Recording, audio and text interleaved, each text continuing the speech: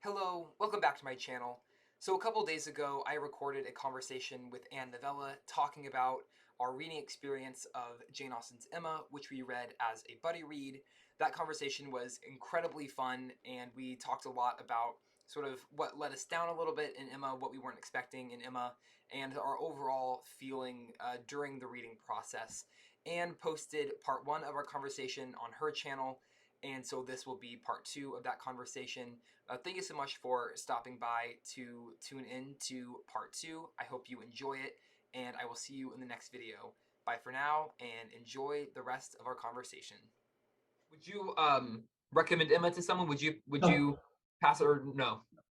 not as a first book, at least. I Maybe would agree with if that. you want to read everything, yeah, but not as a intro. No.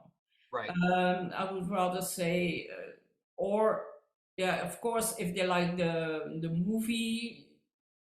I just watched the Anna Taylor Joy, or what's her name?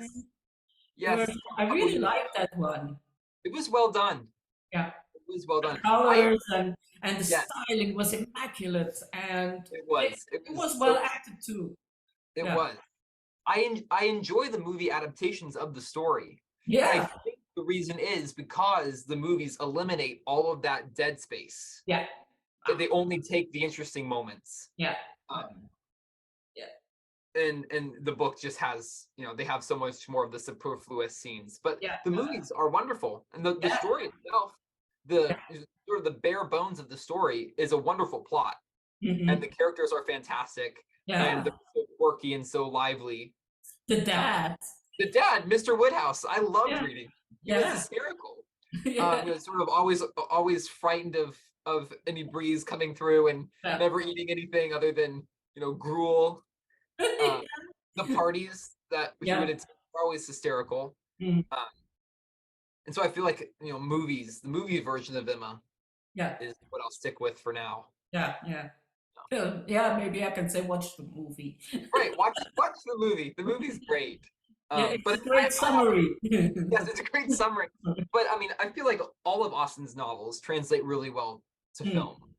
I Because haven't. they're so human, I think. I think She so. really observes.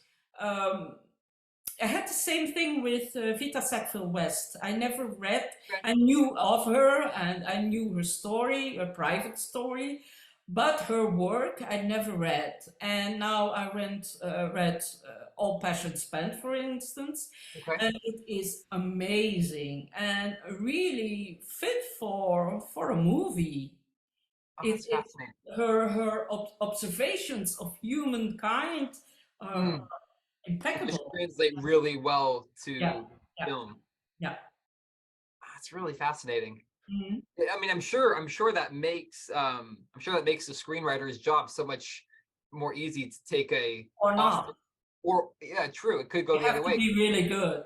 You have to be You really have good. to There's translate it. no hiding. It's because then they could go and they could read the novel and say, "You left out this wonderful scene," Yeah, or "Why didn't you give this character this quirk that they have in the yeah, book?" yeah, Good point. Go either way. mm, That's really interesting. yeah, yeah. But I'm glad I read it though. I'm glad we read it Yeah, together. good. It was a I fun know that experience. it was, and I know that if I had not done it as a buddy read with you, I most likely would have DNF'd it, Yeah, me too. and I wouldn't have finished it. And I'm Yeah, glad I finished it. yeah, I think it's good to have read it. yeah, yeah. Um, wanting to have a better picture of Austen as an author, because I have read all of her novels now. This is the last that I hadn't read, Oh, yeah, and so sort of seeing, you can almost see her growth yeah. too, from older to later novels. Is Emma an older novel or I was trying to remember that. I'm not sure. I think it might be one of her earlier novels, oh wait, but I'm not sure where it falls in her life. wait for the text. No, I can't find it. I can. No, sorry. Um, yeah, that brings us to something else. Yes. Well, maybe we stop here, and then I'll just put a hard. Wait, maybe I stop. Oh, that's a good idea. And then we'll start again with.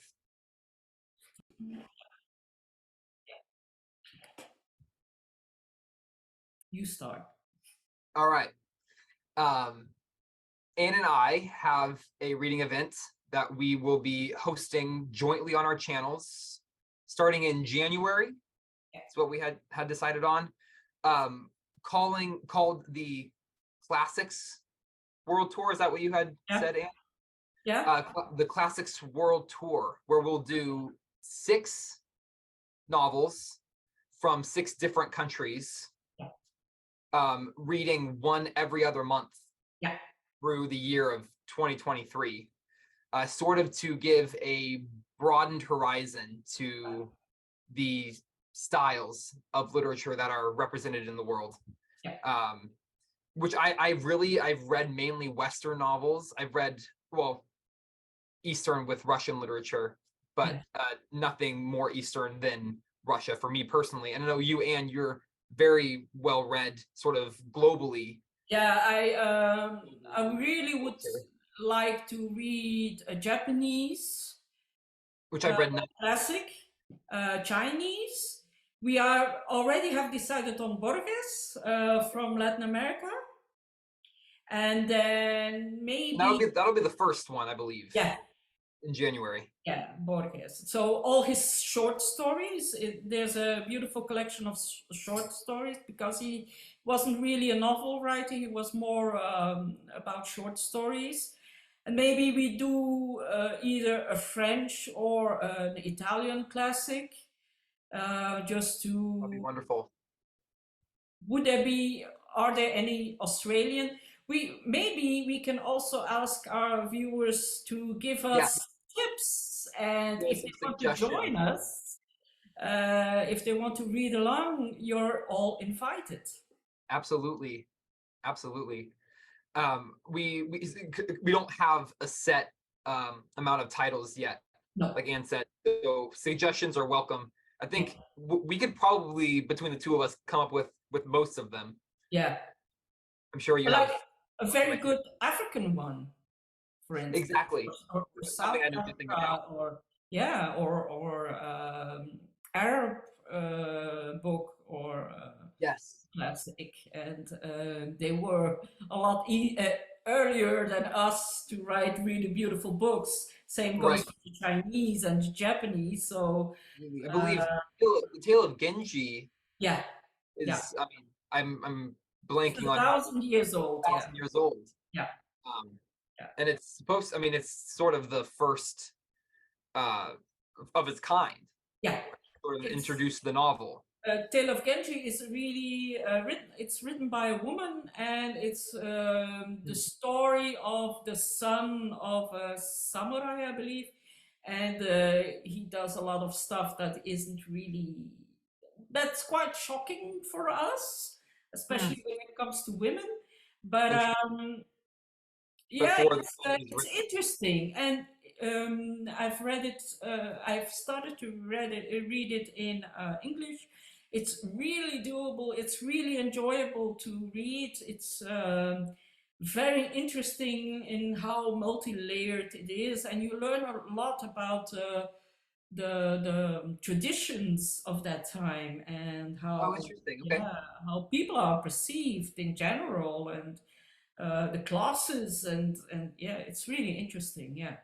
Sounds fascinating. Yeah. So that may be. I mean, it's quite long too. Yeah, it's quite long, but it's not like it's not extremely dense or anything. It's not a Russian where you. It's just more lengthy, but not necessarily. It's not a philosophical book. It's more it's gossipy and. Interesting. Yeah, it's quite nice. Yeah. It sounds very enjoyable. Yeah, it is. We may have to add that to the list. Yeah. And then we can do all sorts of things. So it would be fun if you guys give us suggestions and join us. Please do. It'll be a great way to learn each other and learn more about literature from all over the world and Absolutely. from a long time ago. Yes. Yes. From all over and then from way back. Yes, I'm very excited. yes, me too. Very excited. Thank So you'll hear from us as from January. Maybe we'll do another video that Yes. is more uh, practical, more Yes. with more Yes. info. But With this is the now the details. idea, and yeah, We can do a sort of another video with all the details and the timetables and how we're yeah, organizing everything. We just wanted to get the main idea out to you all. yeah. So you can prepare Yes, mentally. exactly. Get ready. Yeah. So yeah, we are looking forward to see you and join us and yeah, Absolutely. go on an adventure with us. Absolutely. It'll be fantastic. Bye bye. Bye.